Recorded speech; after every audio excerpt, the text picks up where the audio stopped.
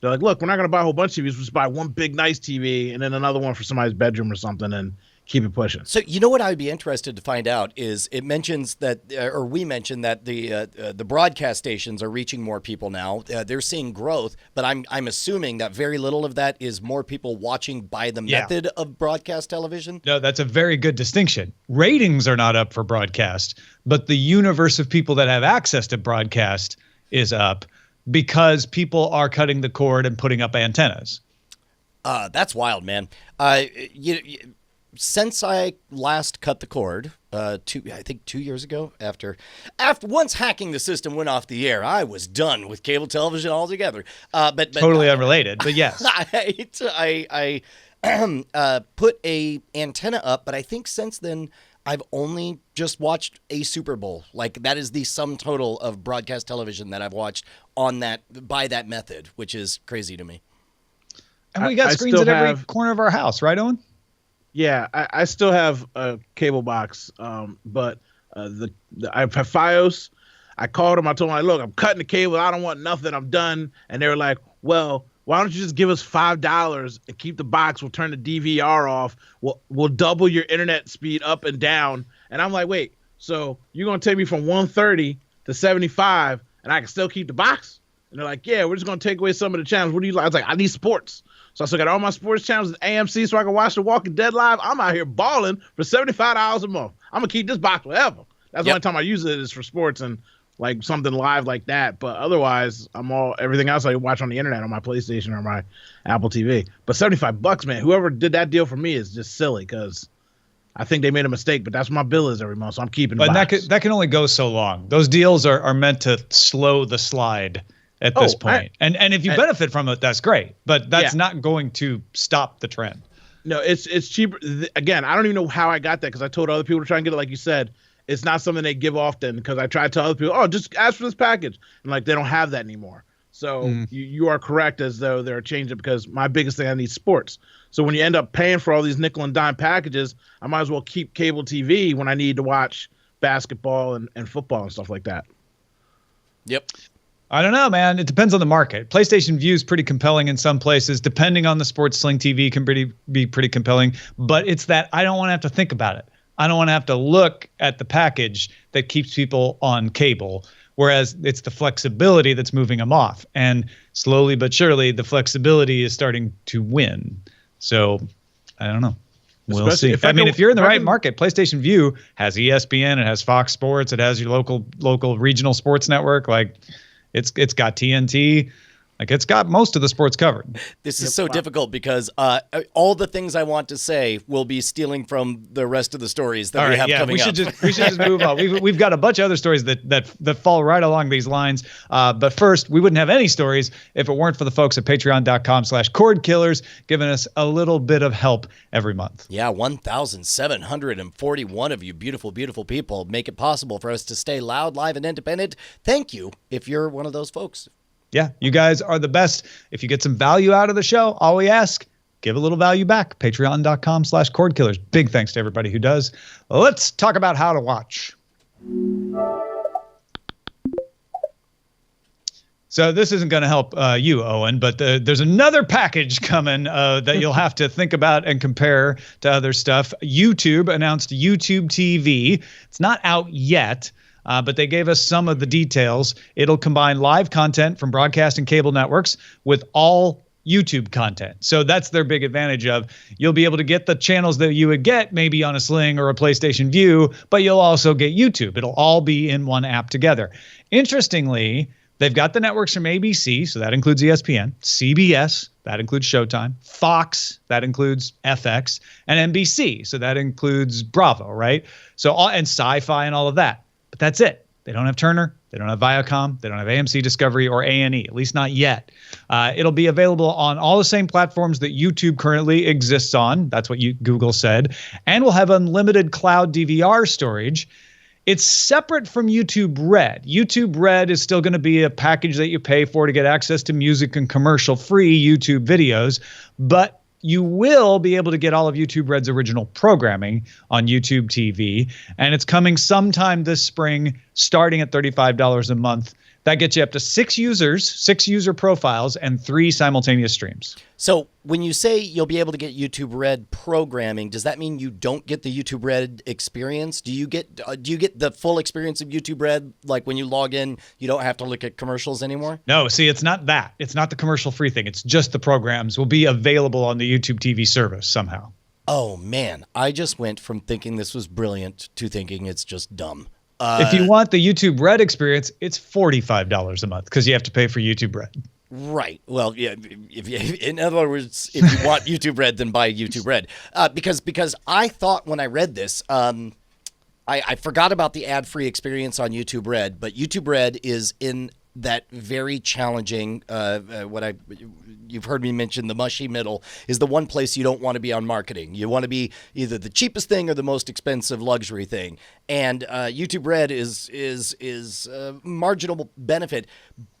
Okay, so on the one hand, it's insane for YouTube to get into the essentially become a cable provider because it's a new media format selling old media packages. But I liked it when I thought of it as a sneaky way to get people into YouTube Red because YouTube Red is something that we're all accustomed to. And in fact, if somebody's in love with their YouTube Red experience, please write and let me know. I would love to know why. I am. Okay, right on. You got it through a Google Play thing, right? I was paying for Google Music, which is $10 a month, and suddenly I got no more ads on YouTube. So, yes, totally in love with that. Right. Okay. But you did not make the conscious decision to, I'm going to start paying money so that I could stop seeing ads and I'm buying it for that and so on. Right. This seemed like a really good sneaky way to make YouTube Red much more attractive, where it's like, well, I have to have a cable thingy anyway. These guys are about as good as everyone else. Let me just do that, and at least I'll get YouTube Red along the way. But knowing that it's not an ad-free experience changes. But you do get YouTube Red programming, which is what most people think of. Most people don't think about the commercial-free part of it. Correct. What about you, Owen? I think this is the worst thing that YouTube could be doing, and scratch that with the best thing. This is the long con. Again, I judge everything through the eyes of someone more youthful than me. My daughter only watches YouTube period by herself. She has Hulu, Netflix, my Plex server. She has all these things at her fingertips. But when she's on her own, all she watches is YouTube. So if YouTube is doing this, and for people that want to get into that atmosphere, it might be a place where she'll end up watching some of the other shows she watches on TV. Like at some point, if they ever got a CBS or, you know what I mean, some of the channels they don't have that program, it'll bring that into her viewing area. So kids that are growing up in the YouTube bubble will transform and translate into this product, at which point hopefully YouTube has acquired more networks and more TV shows. That's where I see this being valuable for YouTube to be doing. Otherwise, I think it's silly. But down the road, with all these little kids growing up being YouTube junkies and they're like, Netflix, who, Grandpa? I see the value. You know, I said this wouldn't be good for you, but I take it back. If you don't care about the NBA, it might be good for you. It doesn't have Turner networks, right? Yeah. And so it's not going to have a little bit of baseball. It's not going to have a little bit of basketball, but it's got NBC. It's got ABC, CBS. It's got ESPN. It's got Fox Sports. It's going to have regional channels from Comcast and Fox Sports. So it's going to cover a big chunk of the sports universe, too. A big chunk isn't all of it, Tom. So that's for right not all now, of it, I'm still stuck in the dinosaur land. I do a sports show Monday nights on Diamond Club at 9:30, so I have to have all the sports available to me. Shameless plug. I'm just saying that's what it is, Tom. But I see what you're saying. To get me close. That's what I mean. I have to have multiple things to get everything I want. And so right now, sports is what has me still having that cable box plugged in, which I hardly ever use except for to watch games. I'm just curious if PlayStation Vue wouldn't cover everything you have too, but I don't know what the local sports the cost situation in Philly is. The cost difference didn't work out to where it would be useful to me. Again, right now I'm paying $75 for 150 up and 150 down. I have all my sports channels.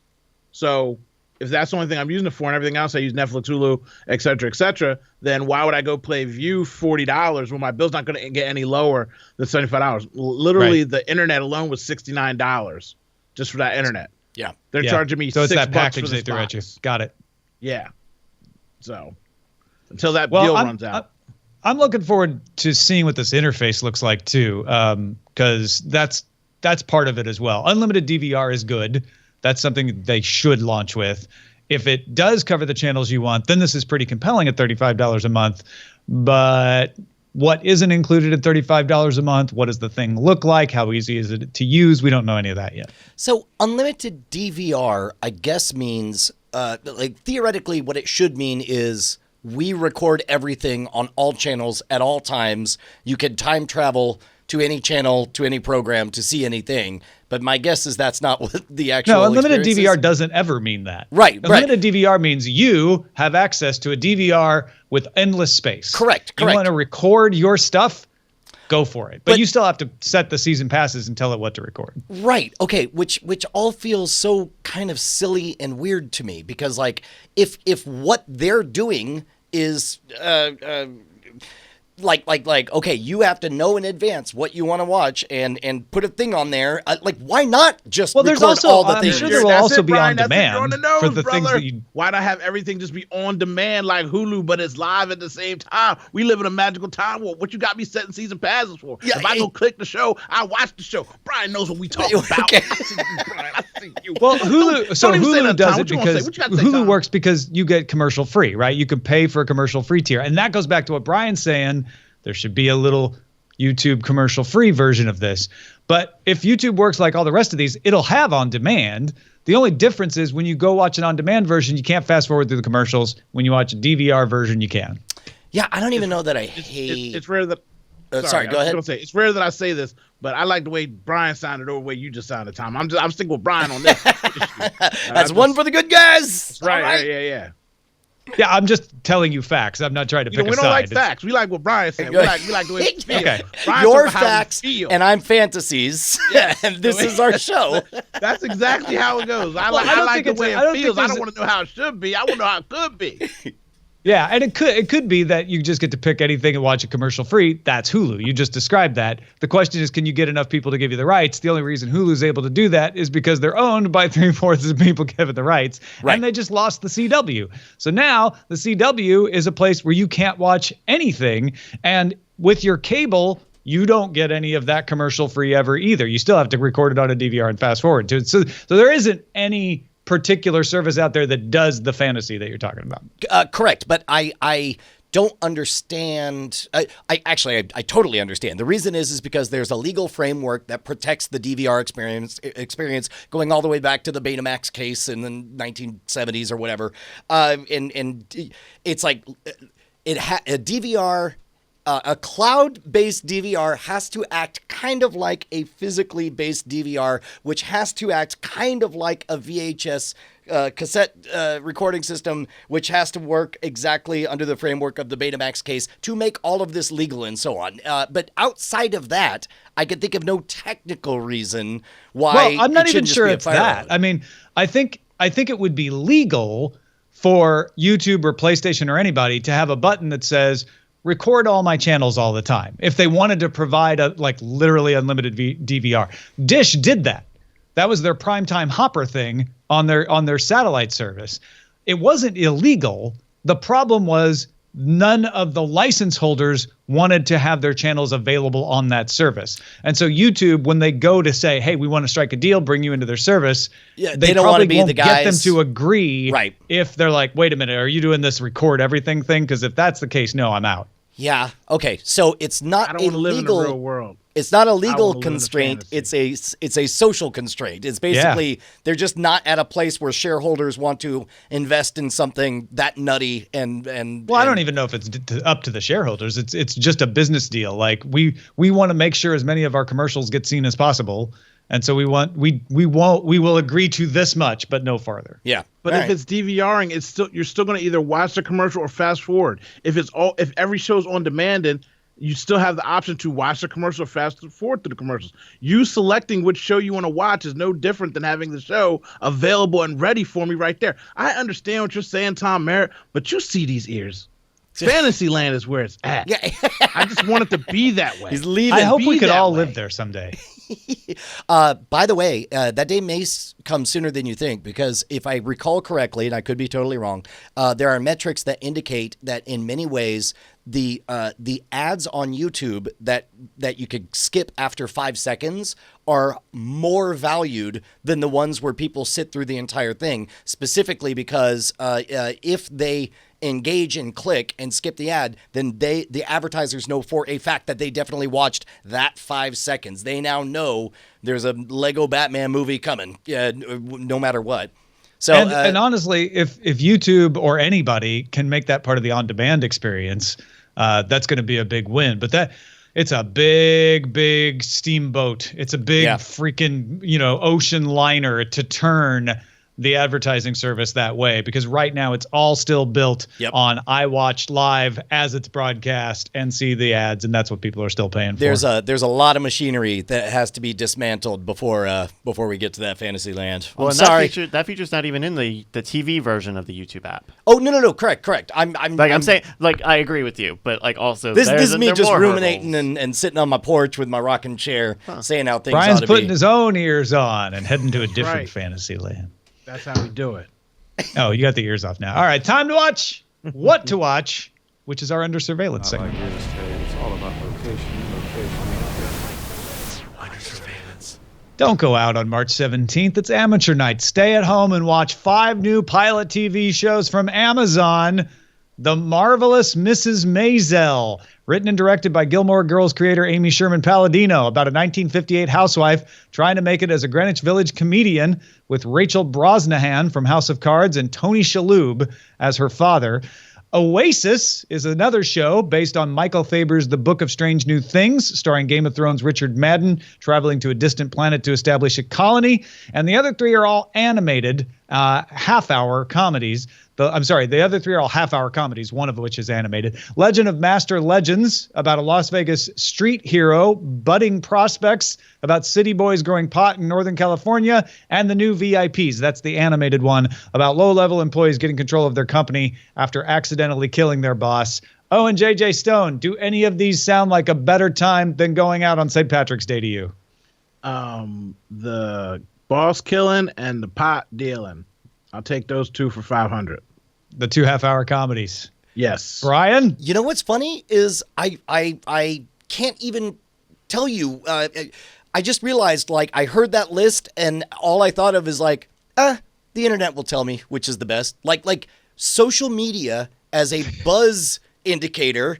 Well, that's how Stranger Things happened. Well, and that's why Amazon does the pilot season, is so that you'll watch them and tell them which ones you like, so they know which ones to pick up.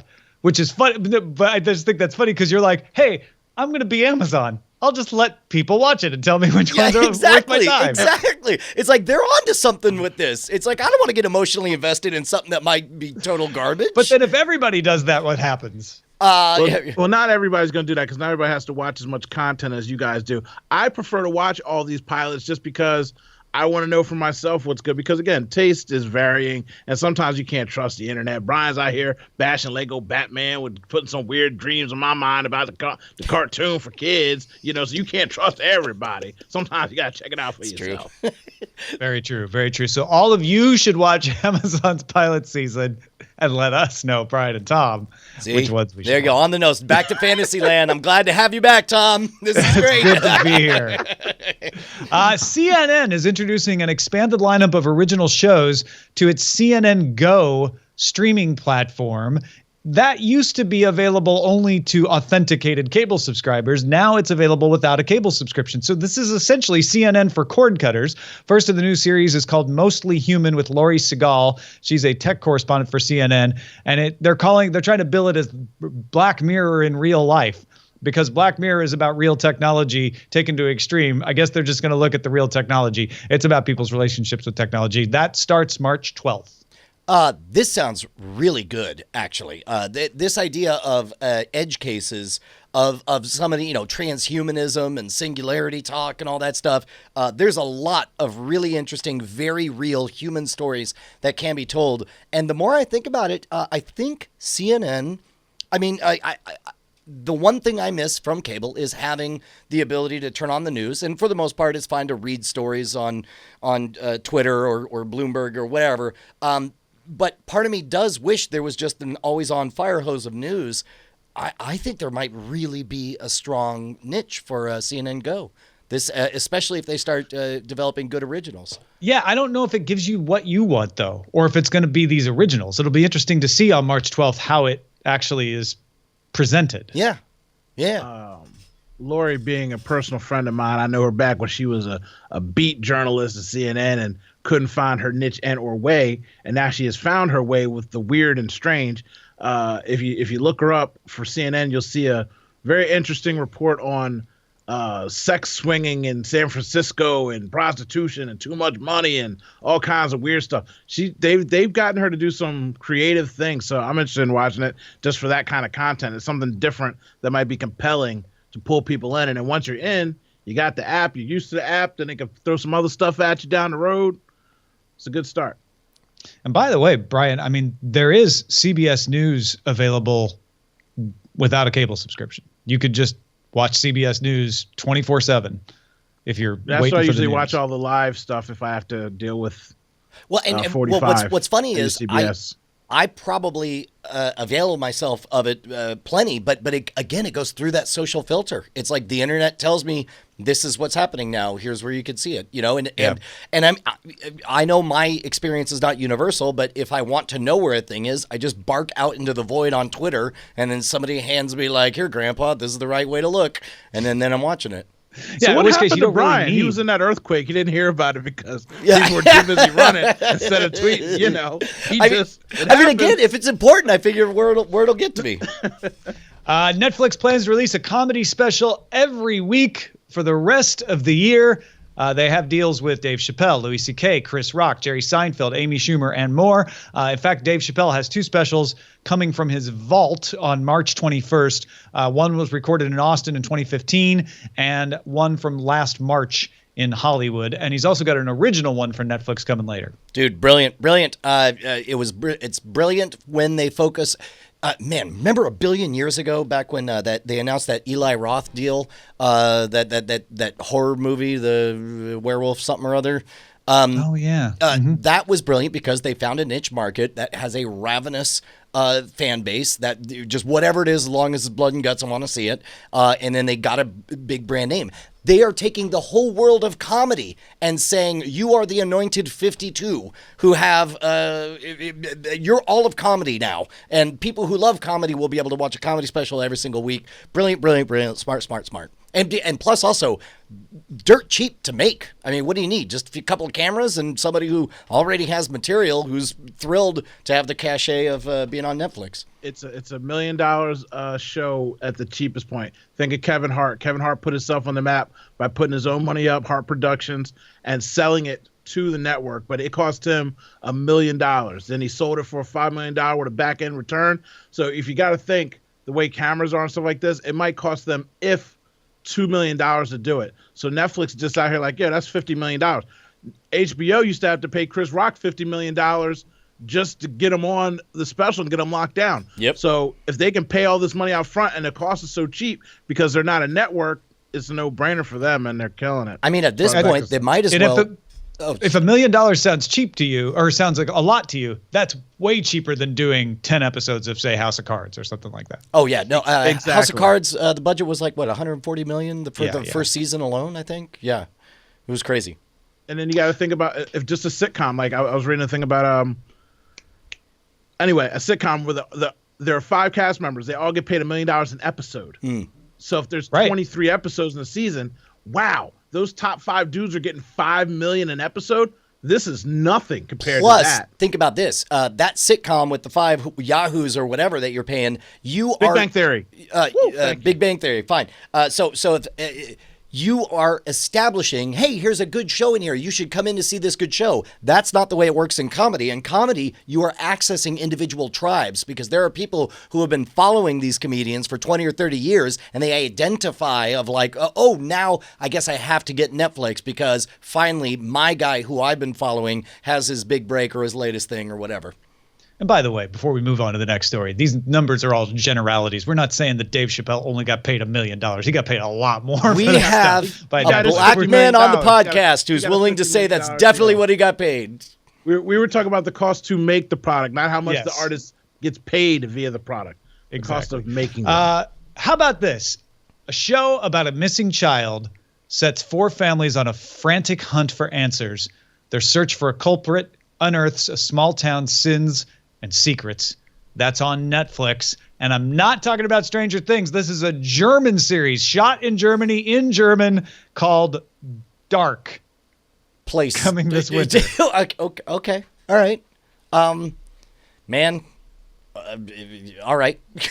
I don't know what to say about it. This looks like a problem because it seems to me that I would have to read.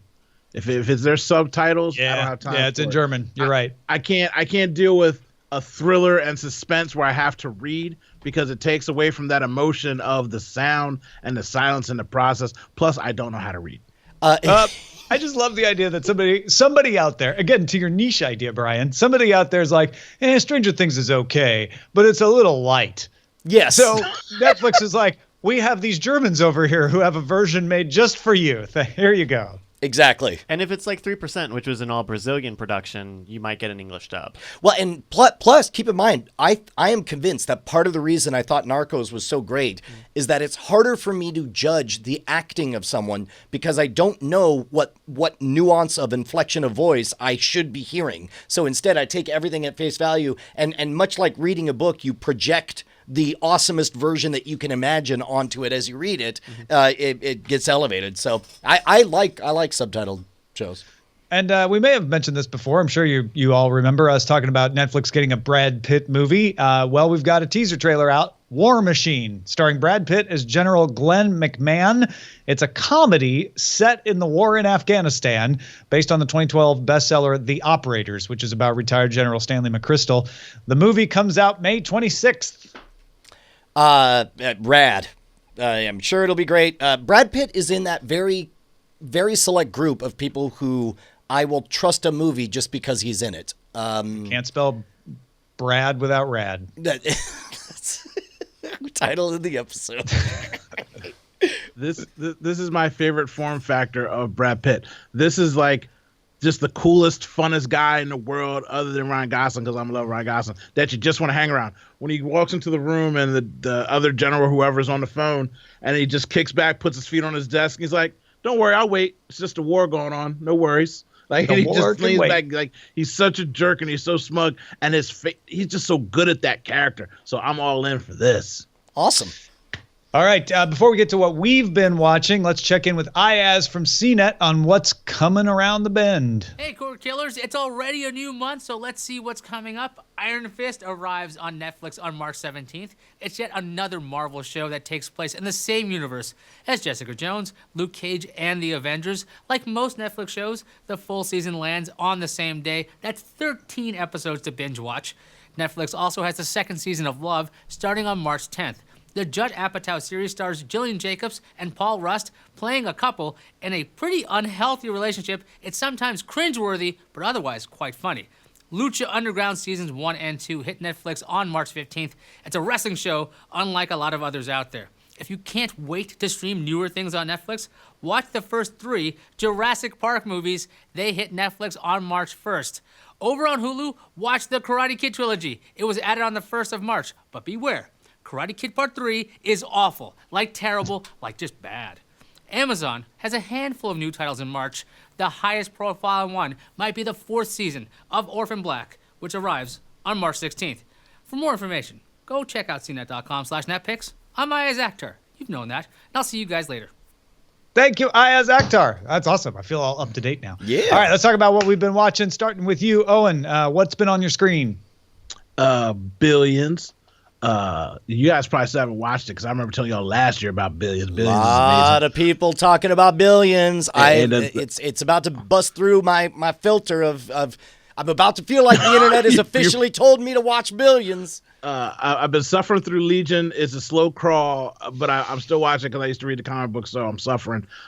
Lethal Weapon, Lethal Weapon. It's the cheesy comedy of the year, bro. Like I cried twice. Like it's so good. Lethal Weapon is so good. And then I'm watching Sneaky Pete on Amazon, and I'm rewatching Smallville. I'm currently on season 6 with my daughter. We bang out about 4 or 5 episodes a week. But definitely check out Lethal Weapon, and definitely check out Billions. Awesome. Just Oh, man, I'm glad you said that about Legion because I watched the first one and I liked it. But I No, didn't the feel second one, compelled bro. to go The second one's back. gonna make you upset. Like it's just like you're sitting there looking at you like, why? Okay, I know this is gonna be good. I believe in you, and then you just watch it and you suffer. And then the third one makes you suffer. The fourth one's queued up, but it's rough haul, bro. But the payoff, I believe in the payoff. So All right. got a deal. A little bit like the preacher there. Brian, what have you been watching? Dude, I got sick this week, which meant I watched a lot more TV than usual. Of course, watched The Expanse, Justified, and we'll talk about those. Saw Logan, saw Get Out. We'll talk about those later on. Couple of documentaries. Smartest Guys in the Room, the Enron documentary, didn't age as well as I would have thought because it was made 2005, 2006, shortly after the fallout of Enron crushing down. I don't know, it just doesn't hold up. It's like they don't do a good job of explaining exactly what they did wrong. And so it just looks like a bunch of people making bad business decisions and a company. I don't know. It was tough. They did a poor job of making me care about the story. However, a deeply human, awesome story. It's good enough documentary filmmaking, but the story itself is amazing, is deep water about the 1969 race or 1968-69 race around the world for one person in a sailboat and the money prize and the investors that went into it and the very strange tale that emerges. Whatever it is you're thinking, it's not that. All right. I've been watching less this week. I must be a universal thing. Like there's only so much television that Brian and I can watch combined. Yeah. So since he watched more, I watched less. But I did.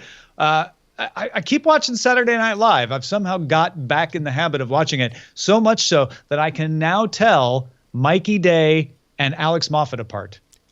Those are two names. Yeah. I had to go look up Alex Moffat's name. I'm sorry, Alex Moffat. Also, we watched Jackie. That was one of the Oscar-nominated movies with Natalie Portman playing Jackie Kennedy about her time around the Kennedy assassination. Two things. One is they did an amazing job of telling a story that many of us have heard told a million times and making it new, because they spent almost zero time on the actual assassination itself. And the man who plays John Kennedy, who looks dead ringer for him, by the way, and it's kind of a waste, is barely in the movie. I think he may have one line. It's all about Jackie. And I thought it was something I might, play a little Legend of Zelda while we watched, just kind of keep my eye on it. And totally sucked me in. Yeah. I was an hour into the movie before I realized that I hadn't picked up the Nintendo Switch yet. I liked it a lot too. I did think it was weird. They very much tiptoe around the actual moment of assassination, and then I thought it was a weird turn to after 70 minutes of me coming to grips with the fact that this is not about the assassination. This is about the ripples that it caused in the personal lives of everyone around. When they just randomly go to graphic Saving Private Ryan style in the moment shot, it felt gratuitous and unnecessary and gross to me. What about it did you? not strike me that way at all, actually. The description struck me more gratuitous than the depiction did when she's talking about it beforehand. And one thing that hit me was like, this is the story of Jackie. And I don't know that I've ever really properly heard the story of Jackie. The idea of her coming back to the White House and being on Air Force One and realizing she's not the first lady anymore through no fault of her own. Yeah. She has no standing suddenly. And then to be in the White House and sort of like, we'll be nice and let you stay here, to get your things together. But again, you aren't to anyone. I think that was really a powerful part of that movie. Yeah. Well, and it was really interesting to see her assert like one domain where it's just like, you can't take this from me. I will design my late husband's send off. You know. I will be in control of this one thing. Yeah. It's pretty interesting. I was going to be the Owen. adult in the room and just remind Tom that you have work to do, and that work is to watch these shows. You're going to have to worry about that Switch on another time, okay, sir? You got a job to do. I know what you're doing over there in these streets. No. You're getting me all wrong, Owen. This is a test that I put a movie to. Like, can it keep the Switch out of my hands, right? Jackie passed the test. That's all I'm saying. I believe in you. Oh, there you go. Wink, wink. Wink, wink. All right. Yes, Bryce, what have you been on the lookout for? Hey, so I was busy also playing Zelda all weekend, but I do have a picture, guys. Look at these junkies. And actually, I was tipped off to this by our friend Brand Hughes that 10 Cloverfield Lane is on Amazon Prime Video now. Oh, wow. What's that? Yeah. This is from Dan Trachtenberg, who you might know from that amazing Portal short or TRS. Or this show. Or this show even. Yeah. So 10 Cloverfield Lane is a sequel to Cloverfield in name only, and even then barely. It's not a monster movie like the first one. It is really a character study of people who are in a very prolonged crisis event, right? If you were in a doomsday scenario and you found yourself in the safety of a bunker, what do you do when you have no contact with the outside world? How do you protect yourself while also trying to, survive in this sort of glass bottle, basically? It's really cool, and I think between being kind of horror-y and the suspense of not knowing what's on the other side of the bunker, I think that there's really a lot of second guessing that the movie makes you go through pretty much until the end of the movie. I think it's really cool. So 10 Cloverfield Lane is now on Amazon Prime Video. It's on Epix right now, and it's also on Hulu. So if you, I don't know if it's on the free version. Wait, they don't even have the free version of Hulu anymore, do they? Yeah. It's on Hulu also, so check it out. Hey, folks, if you got something we should be on the lookout for, email us, cordkillers@gmail.com. Real quickly, I've got a book out. Its official release date is March 14th. It's a novel about a time ship pilot named Pilot X who gets thrust into a horrible decision about saving the universe. And some people are saying it's actually out on shelves right now. Some guy said they picked it up at Chapters in Canada. So you may look around in bookstores near you. It might actually already be out, but you can order it on Amazon. It's available for Kindle and Audible, and it's on barnesandnoble.com. And I don't know if you'd like a story about time travel that tried to stay pretty true to what time travel's physics tries to say, but doesn't spend a long time on that, is really just the story of a pilot and a fun time ship and hints at a wider world. You might check out Pilot X. All right, look, knock it off, Tom. This guy's too humble to say it. Every single person, if you are a human being hearing my voice, go buy it, rate it 5 stars, tell the whole world that it's the best thing ever. Yeah, do rate it 5 stars no matter what you think of it. That would be helpful. Right. Let's move on to the front lines.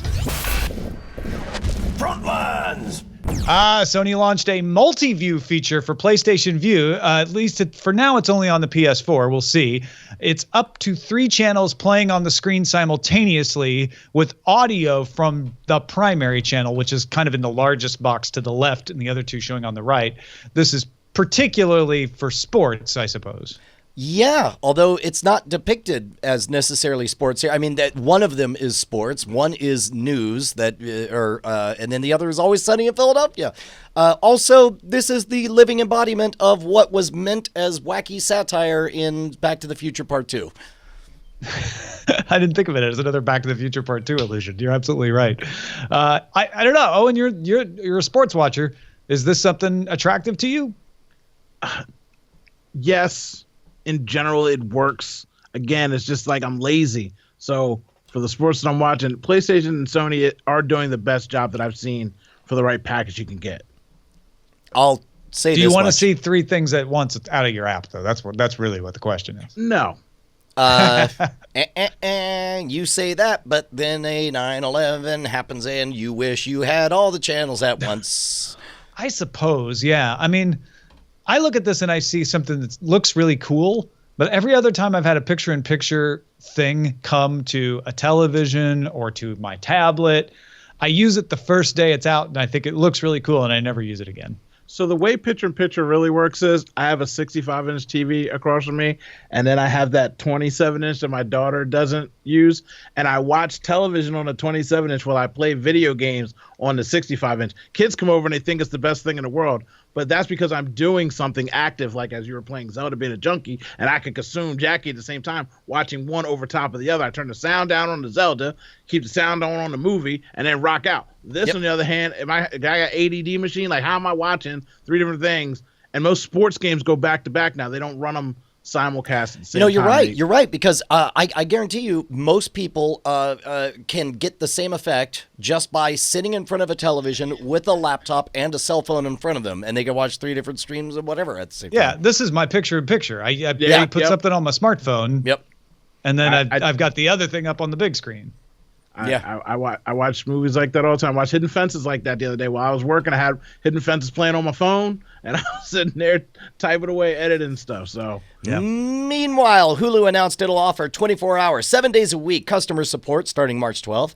Hulu also plans to open a customer service center in New Mexico or Texas to bring its customer service staff from 200 to 300 and hit 500 by 2018. Customer service with actual human beings. Crazy. Yeah. YouTube TV is going to do that too. You're going to be able to call them and talk to them about your account. Dude, by the way, I got Modern Rogue got big enough that we got assigned a guy who's able to fix problems. We've not been able to collect any of our AdSense revenue because they have an old address and there's something weird in their thing, and it's amazing. I'm like, oh my God, let me talk to my guy. Bleep, blop, bloop. Can I have money? Yeah. And it's amazing. I mean, the idea of this is smart. I mean, also Hulu put this out like the minute YouTube TV was announced to be like, hey, we have TV coming too, and we're going to have customer service people. But it is super smart to staff up on that because all of these launches, PlayStation, Sling, DirecTV, have all been marred by horrible experiences from people and bugs, and having someone on the phone that can help at least shoot down the minor bugs that aren't caused by some massive outage or software issue is really smart. Yep, I agree. Neverthink is a site and now an iOS app as of this week that takes content from YouTube, Reddit, and elsewhere around the internet and turns it into unskippable channels. So it's a little like what Pluto.tv is doing. Neverthink has around 30 channels, and the channels, some of them are just sports or whatever, but some of them are YOLO, learn something, or futurism. This, and I don't say this lightly, is dangerous. This thing is hypnotic. I turned it on, and suddenly a lot of time passed. Just the from Reddit thing, it's hypnotic. This is what I flippantly called diarrhea television a while ago. Like just the ability to just this nonstop flow of pleasing images to see over and over and over again. It's really a good. If they have stock, I want to buy it. Leg-numbing content is what I call it. When I'm on the toilet, I let it roll. Till it all comes out. Yeah. It's not the first company to do this, mind you. And a lot of, like we mentioned, Pluto has done it. But Brian, it sounds like they're the first one to just captivate you, which is all about curation. Correct. They are the first to instantly. Right now, they're batting 1,000 on the curation I've seen. Every time I go to it, like even just now, there was images flashing up. I'm like, oh, I want to. What is yeah, smart stuff. Meanwhile, Facebook's video app is still rolling out. This week it came to Apple TV. You could see videos recommended by friends on Facebook or live video. Yeah, well, it's recommended by friends, recommended by Facebook, and then live video. Right. Stuff you save. You can't get all of Facebook on this thing. We've talked about it a million times, but now it's on Apple TV. Right on. Hey. Twitter is partnering with ESL and DreamHack, that's ESL, the esports league, not ESL, English as a second language, to broadcast esports tournaments and events live on Twitter. Saturday, Twitter streamed ESL's Intel Extreme Masters World Championship. Twitter will also broadcast a 30-minute weekly esports show featuring the latest highlights and behind-the-scenes footage. Right on. For as big a fan as I am of what Twitter's trying to do with actually carrying the video of the electric events that everyone's tweeting about at a time, maybe it's because I use TweetDeck. I rarely use the official app or whatever. I would have expected more prominent, like, from time to time, like, hey, Brian, the whole world is talking about this. If you want to see the thing that everyone else is watching, just click it. I would have thought that would have organically made its way into my experience, but it hasn't. Yeah, and well, part of it is TweetDeck, and that's a whole separate issue of what the hell are you doing with TweetDeck, Twitter? Like, it's an amazing tool, and you don't seem to be embracing it as your own. It's the best. But it's the Matrix. It's the actual reality I live in, just flowing down. Even if you're not using TweetDeck and you're using the Twitter app, say on your phone, the Explore tab is where I'm supposed to go. Am I supposed to know that, like, off the top of my head? And just, you're right. It's not clear how to get the stuff. When there's football on, they do tell you at the top of your main feed, hey, there's Thursday Night Football. Do you want to watch? They're notorious for slow reacting to the things that they have and getting them in people's hands. Their Explorer is just a nightmare in itself. But I do know on the nights where they have football, they do have that little blue tab alert. You know what I mean? You click it and it brings the game right up. Boom. So, they'll get to it one day. And they haven't done anything good for TweetDeck in a long time. Yeah, seriously, give a little love to TweetDeck. I live in TweetDeck too. I'm just like you, Brian. All right, in all ways. I also have $3 and I live in Texas. Time for dispatches from the front.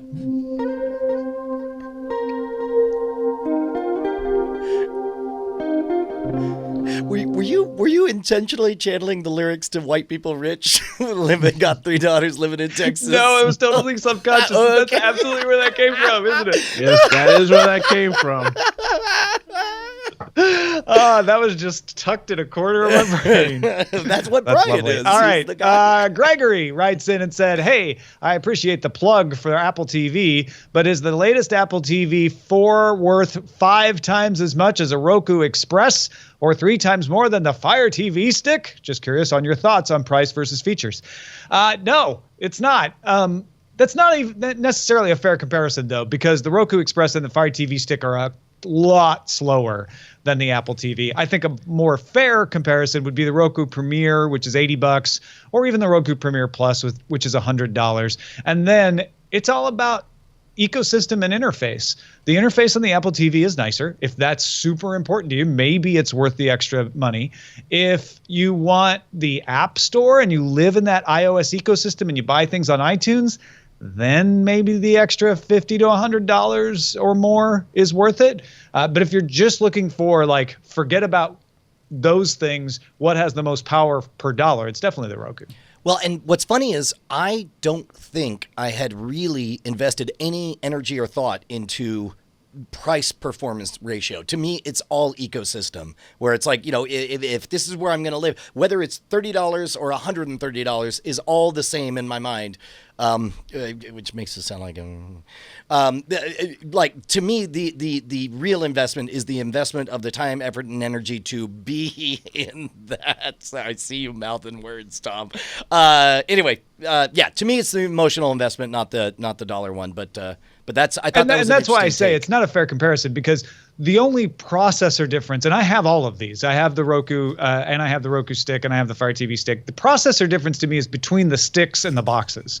The sticks are definitely laggy and slower. They just don't have as heavy of a processor. Agreed. Meanwhile, Chip writes, hey, Brian and Tom, my husband and I were talking about why Apple hasn't come out with a 4K Apple TV yet. He was wondering why it was taking them so long to get 4K capable hardware. I brought up a point where I wanted to share with you guys that I don't think has come up much when people talk about a 4K Apple TV. Content. The main reason Apple TV exists at all is as a platform to sell and consume iTunes media. Everything else it does is just to get the box into your house. So I argue Apple isn't going to put out 4K hardware until they have 4K movies and TV shows available in the iTunes store. So the real question is not why doesn't their box do 4K, but rather why don't they offer 4K content? I'm sure they can easily get 4K version of many movies and TV shows from the studios. Plus, I'm betting Carpool Karaoke and Planet of the Apps will be shot in 4K. The only reason I think I could think of that they don't have a smooth way to stream it to the customer yet. I disagree. I think they would want to make a big spectacle of it. As we all know, web services are not Apple's strong suit, so maybe they are waiting until they develop a better delivery method and thus better experience, which is Apple's strong suit, before rolling out 4K. In true Apple fashion, I believe they will both be announced at the same time in a keynote. Correct. I do believe that's correct. I disagree that Apple's main business is to sell you iTunes stuff. Their main business is to sell you hardware. And they have the App Store and iTunes stuff to sell the hardware. So they may be changing that. And so Chip may be onto something here. But generally, Apple wants to sell you hardware, and everything else they do is a way to get the hardware in there, which is why their hardware is more expensive. Going back to the Apple TV versus Roku. On the 4K thing, though, I think he has a good point that the delivery system for iTunes needs to be really good before they can go and do that. On the other hand, there's lots of 4K content that could be available in the Apple TV store from Netflix and Amazon and others. So if they had a 4K capable Apple TV, you'd have instant 4K content available. And the movies they sell you, if they have that available, they have all those movies, all the new movies that come out. So well, and also, they're not unaware of I perceive it, and this is, I have nothing to back it up, but I perceive that demand for 4K is pretty soft. I mean, do you feel the same way, Tom? I think that's more what Apple's mode of operations is. They don't jump into something until they're sure enough people are into it, or they think they've done it so much better than anybody else could, right? So they'll be an early adopter on something like USB-C for their own reasons, but they aren't going to do 4K when there aren't that many 4K televisions out there. Right. Our 4K is actually 5K, and it's 3 times thinner and lighter than any other 4K. That's why I'm wearing this black shirt with this black background. I am an Apple aficionado. Steve Jobs. Just so you know. Steve Jobs, where did you? And it's Apple Owen. always does this. They come out with a device that's 4 years older than any other device on the shelves. They charge twice as much, and people still buy it. And I'm sitting here with my iPhone, so I should just shut up, because this one's finally waterproof after 8 decades of waterproof cell phones. It's what Apple does. Michael, a.k.a. Time Searcher, wrote in and said, just watched Cordkillers 158, and you were discussing digital personas of screen actors like Humphrey Bogart and Rob Lowe. I was immediately reminded of the farcical and magical science fiction film The Congress from 2013. It starred actress Robin Wright as herself, being offered the opportunity of being full-body digitized by a major motion picture studio. She agrees, and the plot thickens. If you want to know more, you can look it up on Wikipedia. He has the link in his email. Meanwhile, Jeremy says, hi, Brian and Tom. I wanted to share my recent chicken challenge experience with DirecTV. I was on the plan that was costing me $115 a month. I found I could get the exact same programming through DirecTV Now for only $35. Unfortunately, it doesn't work with Roku, and that's our preferred streaming service or device. I set up a free trial of PlayStation Vue, and my family was ready to cut the cord. When I called to cancel, I told the representative that I love the service and would stay if they could reduce the bill closer to like $50. The rep said he could only give them a $10 a month credit for the next year. He thanked him, and Jeremy thanked him and said, sorry, but go ahead and cancel, and was given instructions for all that stuff. He, let's see... the next day, he had 2 representatives calling to get me back. He ended up getting to keep 2 boxes with the DVR at no additional cost, and he gets the same programming minus the cooking channel for $53 a month. I don't understand why I had to completely cancel to get my bill cut in half, but I wouldn't have had the courage to do so without the information on your program. Hey, man, that's awesome. This is a new phase to the Chicken Challenge, is the credible threat. Like, it's not enough for you to call saying, I want to cancel, because maybe they're getting wise to that, and they'll be all like, we'll give you a little bit. Actually go through cancellation, and then you get the emergency, psych, come back. Well, $50 is fine. Yeah, they are waiting longer to yell chicken than ever before. Yeah. That's essentially what's happening. Finally, from Mike, I'm your boss, but not a bossy boss. I just want to say you kids are doing a great job. Keep it up. I know you're backed up with TPS reports and all, but please try to find the time to fix the copier and watch Patriot on Amazon. Right on. I like getting positive reports from our bosses. Yeah, thanks, boss. And thank you, Owen J.J. Stone, a.k.a. O Doctor, for being on the show. As always, a pleasure, my friend. What have you got going on to tell folks about? Man, I got a whole bunch of stuff going on. I do a show after this show. It's actually an hour after, so I should try and piggyback to get all your fans. But I do a sports show on Monday nights on Diamond Club TV with Schlemus as my producer. You might know him from Ritual Misery. And then on Wednesdays, I got Captain Sergeant Dockin McStuff and Stuff producing Random Drinking. I brought that back. Both you guys have been on Random Drinking, and we go in there and we watch funny Instagram videos, YouTube videos, and we drink and we talk about the world. And then I got Doc Tales. Both you two have also been on Doc Tales. Doc Tales is an interview podcast where I interview people that are interested. I just had Becky Worley on. She's going to be on next week. So make sure you go ahead and subscribe to that on iTunes and such and get it in your life. I'm doing all kinds of content. I'm not as big as y'all, but I'm working out in these streets trying to be special. Go check out the stuff. I love the sports show idea, by the way. That's cool. So it's just like general sports talk. Yeah, every Monday night for an hour, we talk about all the big news in the streets. Me and my buddy Jason went to high school with the kids, so if you want to know any dirt, you could just tweet him and he'll tell you stuff, then I'll beat him up. But yeah, we talk about baseball, basketball, not hockey because I don't know that much about it, but he does. And we talk about all the fun stories and we give our opinions. And I yell it like I do. And I'm usually the fantasy Brian guy. He's usually the Tom Merritt, factual based, boring guy. You know, we kind of mix ourselves together. Everybody needs one. As it were. Everybody needs a Tom Merritt. That's all. Don't call Tom Merritt the boring one. Tom I Merritt own is it, the man. one. You're That's been crazy. years. You don't read nothing. Tom be out here just scientificating, and you be out here floating in the clouds and swimming in oceans and stuff. Nobody takes you seriously, bro. You used to have spiky hair and do magic and blame flames. Don't talk to me. Tom Merritt is a serious business newsman. He's crazy. Well, folks, if you aren't convinced already, you just got to stick to diamondclub.tv on Mondays. It starts with the morning stream, then Weird Things, then Daily Tech News Show, then Hotline Monday, then Monday Music News, then Cordkillers, and then it's all wrapped up by Doctor Talking Sports. diamondclub.tv. Our website's cordkillers.com. Our email address is cordkillers@gmail.com. We're live on diamondclub.tv Mondays, 7 p.m. Eastern, 4 p.m. Pacific. We'll talk to you next time. Hey guys, Tom and Brian here. We just wanted to say thank you to all of our $5 patrons who keep us loud, live, and independent. You guys make Cordkillers the production that it is. Your name appears in the video credits and appears in our hearts. And if you'd like to become one of them or see who they are, you can go to patreon.com/Cordkillers. You'll need to do more than just go there, though. You'll have to sign up and, pledge an amount. But Unless you just want to see who they are. Well, I mean, you could gawk. That's a little creepy, isn't it? If you want to be a gawker, Let's go. it's up to you. Diamond Club hopes you have enjoyed this program.